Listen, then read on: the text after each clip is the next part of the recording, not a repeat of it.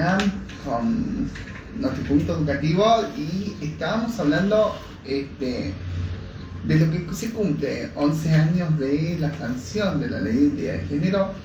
Esto que se celebró, que se luchó tanto con la ley de identidad de género y que trajo alivio a la gente de la comunidad LGBTIQ y más. A través de la ley de identidad de género en su momento, cuando antes, recuerdo que antes cuando no existía la ley de identidad de género, la gente de la comunidad que quería cambiarse su identidad de género debería iniciar un amparo. El amparo terminó siendo un recuerdo para la gente que luchó por la ley de identidad de género. El amparo, ¿por qué un amparo? Muchos se preguntarán. Porque cuando el amparo se inicia, cuando hay algo colectivo o algo que no lo regule la ley. Por ejemplo, la situación de salud que no está regulado legalmente, hay muchas cosas que dentro de la salud de la ley no está regulado legalmente, entonces mucha gente tiene que ir con un amparo a raíz de haciéndole un reclamo a las obras sociales. En el caso de la ley de identidad de género, de cambio de identidad de género, pasaba lo mismo. Al no haber una ley que regule la situación sobre el cambio de nombre en un DNI, tenías que irte a hacer un amparo. Ese amparo te podía llegar a caer en cualquier juzgado. Muchos de los amparos, ¿por qué? Porque el amparo, al no tener un marco regulatorio, puede caer en cualquier juzgado. Puede ser un juzgado criminal, un juzgado comercial, un juzgado de familia, puede ser cualquier juzgado. Muchos de esos amparos terminaban en cámara. ¿Por qué? Porque los jueces de primera instancia no sabían cómo regular esa situación. Muchos van a decir, ¿por qué no sabían regular? Y no, porque no había una ley que los regule y una ley que pueda decir, sí, podemos hacer esto. Como hay un código de procedimiento dentro de lo que es un desalojo, una medida cautelar, un daño, en ese caso el juez sí sabe qué aplicar dentro del marco del derecho. Lo que sucede en el caso de lo que es el amparo, ¿sí? Pasa que la situación, ¿sí? Llevaba a iniciar los amparos. Los amparos después, me acuerdo con María Rachid, que era una diputada. María Rachid había iniciado un amparo colectivo donde toda la gente de la comunidad se acercaba a ella y iniciaba el amparo colectivo. Lo que sucede es lo siguiente: esos amparos después, posteriormente, cada provincia y cada lugar se habían iniciado en el lugar que corresponde, porque va con el último domicilio que tenés con tu DNI. Esto llevó ¿a qué? A que se hablara de la ley de identidad de género. La ley de identidad de género trajo tanto el debate, en donde había tanta gente que había iniciado el amparo, que llevó a dialogar sobre la ley de identidad de género, a mente las marchas que se hicieron tanto en Argentina como en otros países, para que haya una ley que pueda regular la ley de identidad de género. Entonces, ¿qué sucede? El 9 de mayo del 2012 se sanciona la ley de identidad de género. Diana Zacayán, que otro día vamos a estar hablando del homicidio de Diana Zacayán. Saludo enorme a su familia, a sus allegados. Diana Zacayán, que tuve el honor de conocerla, fue una de las pioneras en recibir el DNI, y que recuerdo que lo recibió a través en su momento de la presidenta en su momento, que fue Cristina Fernández de Kirchner.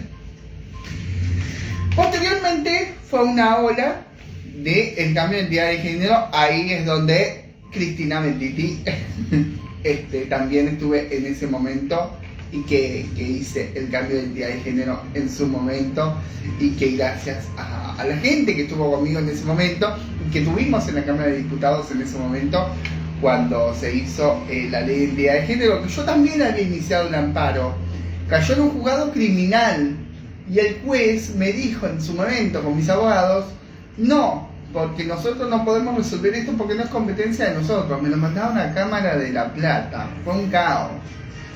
Cuando fuimos a la Cámara de La Plata, recuerdo en su momento, lo primero que nos dijeron fue que no, dentro de unos días se va a votar la ley de identidad de género, así que quédate tranquila. Nos llamaron, nos convocaron, fuimos a la Cámara de Diputados y se sancionó la ley de identidad de género, dicho y hecho.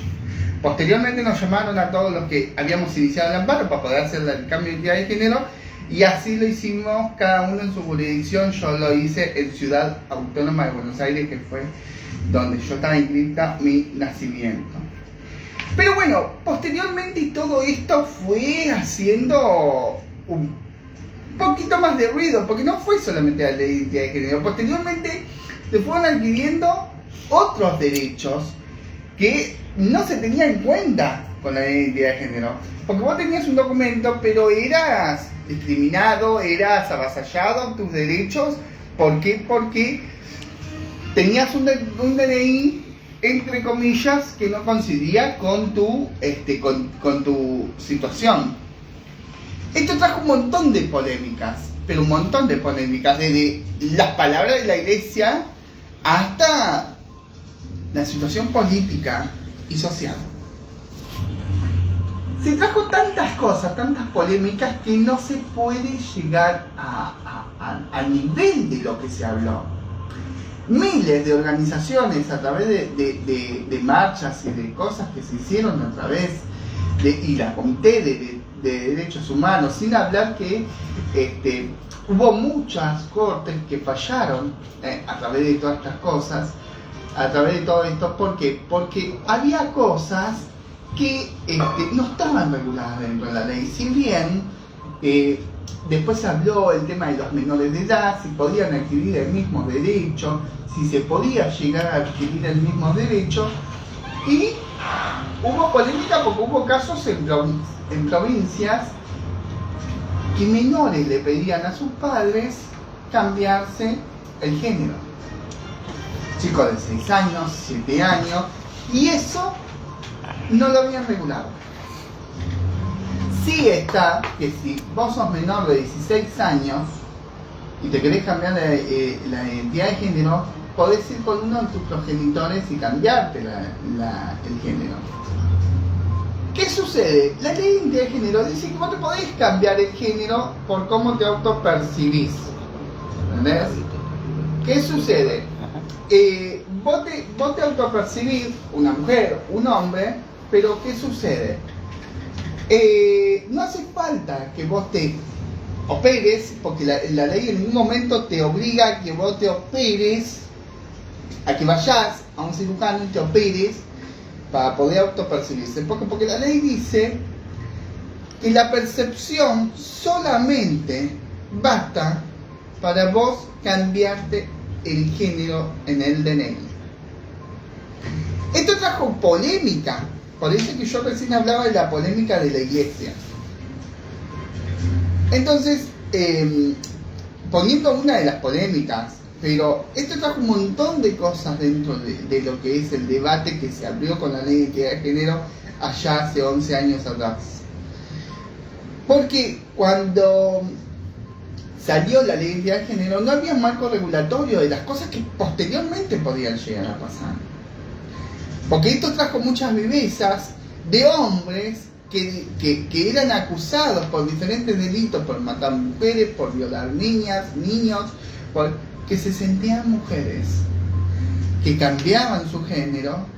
Hubo casos en donde cambiaron su género, lo enviaron a la cárcel de mujeres y han hecho aberraciones, desde violar a mujeres adentro de la cárcel hasta asesinar a mujeres adentro de la cárcel y diferentes cosas. Esto llevó a que este tipo de cosas que pasen, como en el caso que ahora después vamos a hablar del hombre que mató a Micaela, que dice que se siente mujer y que quiere ser derivado a una cárcel de mujeres. Estas cosas nadie las regula, pero ¿saben por qué nadie las regula? Porque seguimos con un código procesal penal de hace 40 años. No se modificó. Seguimos con una Constitución Nacional de más de 50 años. No se modificó.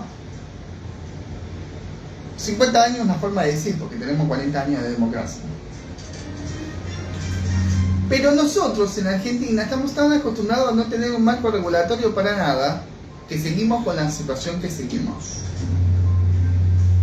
Entonces, como dice la ley, como dice el dicho, echa la ley y hecha está la trampa.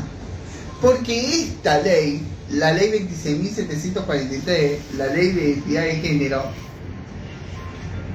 sirvió para muchas de nosotras que luchen y que lleguen a lo que hoy en día o lo que querían llegar a ser.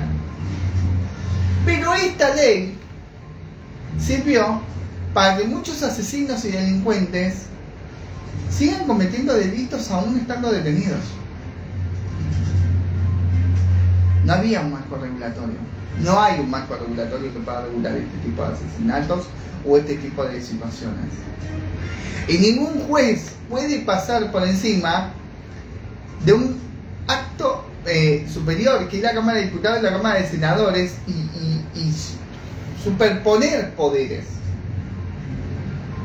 Entonces, si los tres poderes del Estado no se ponen de acuerdo para poder regular este tipo de cosas o para poder hacer las cosas como corresponde, este tipo de cosas van a seguir pasando. Porque el juez, no es que el juez no quiere trabajar. Lo hablaba el otro día con una amiga que está en el Consejo de la Magistratura, que estábamos hablando por unos temas, y ella me decía: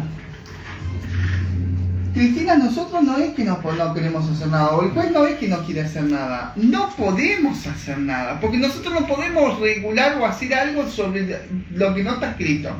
Y tiene razón. Yo te puedo dar una condena de algo que no está explícitamente regulado.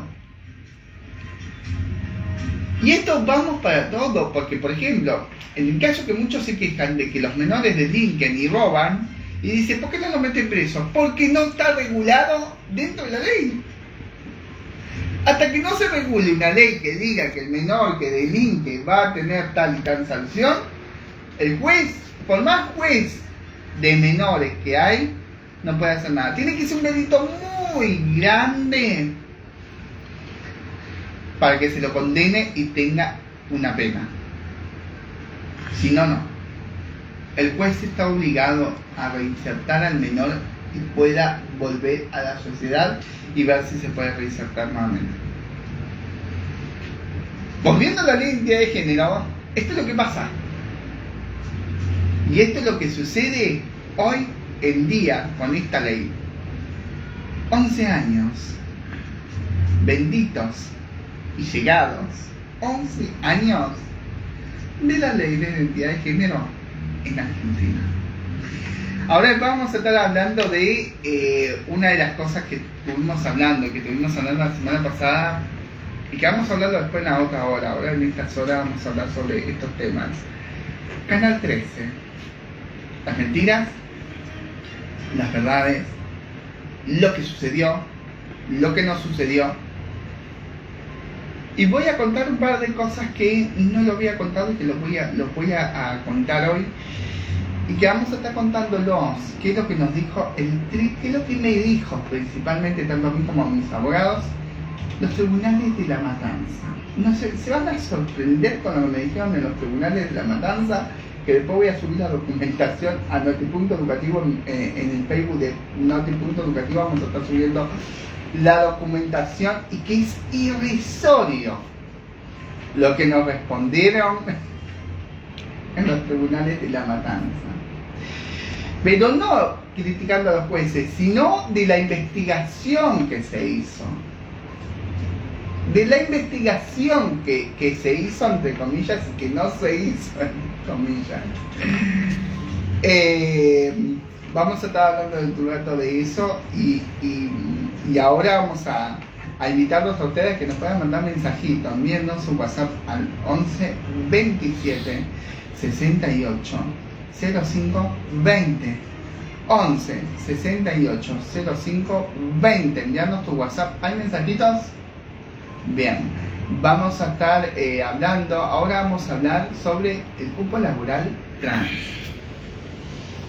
Si bien recién estábamos hablando de lo que es la ley de identidad de género, de lo que se habla de la ley de identidad de género y el cupo laboral trans, vino posteriormente, muchísimos años posteriormente, que tendría que haber salido en su momento con la ley de identidad de género. Porque una persona que obtiene un documento, que ya es visible obtener un documento con la perspectiva de género que esa persona quería, tendría que tener un reconocimiento en el Estado. Bueno, esto llegó 10 años después. 10 años después de la sanción de la ley de identidad de género, se sanciona la ley del cupo laboral trans. La ley 27.636 es la ley del cupo laboral trans. Tanto el Estado como las organizaciones gubernamentales, como las entidades privadas, pueden contratar gente idónea que ocupe un cargo y que sea de la comunidad LGBTQ y más. De esto vamos a estar hablando ahora en un ratito, ahora después de unos temas musicales, vamos a escuchar unos temitas musicales. Vamos a esperar a ver si ustedes quieren hablar sobre este tema, vamos a ver qué es lo que quieren opinar sobre la ley de identidad de género. Y también el tema es que mucha gente, yo sé que mucha gente nos está enviando mensajes respecto a lo que es, a punto educativo, la inseguridad. Yo lo pregunté el otro día a la gente del municipio, ¿cuál es el marco de la inseguridad de lo que está pasando en La Matanza? La inseguridad que estamos pasando todos los días. El video que subí yo el otro día, que también ahora después voy a explicar un poquito unos temas, mucho no voy a explicar porque ya lo hablé en el vivo que hice antes de ayer. La situación política, Cristina Kirchner, que en fin en cuenta ayer dijo que iba a ser candidata. Entonces todas estas cosas que se están hablando en política, las cosas que ningún político, porque ningún político está hablando de la seguridad que estamos pasando en el país, nadie está hablando de la inseguridad, ninguno viene a decir, este es mi plan contra la inseguridad. Nadie, ninguno, porque ninguno. Las calles, un desastre. El país prendiéndose fuego, el dólar a 470 pesos, la inflación por las nubes. Y esto se va a ir cada vez peor porque nosotros, no hay nadie que esté pensando en esta situación, no hay nadie que esté viendo esta situación del país. Pero bueno, eso vamos a hablar en un rato, ahora vamos a ir con unas temitas musicales, enseguida volvemos con más. No te punto educativo, no te pongas de ir.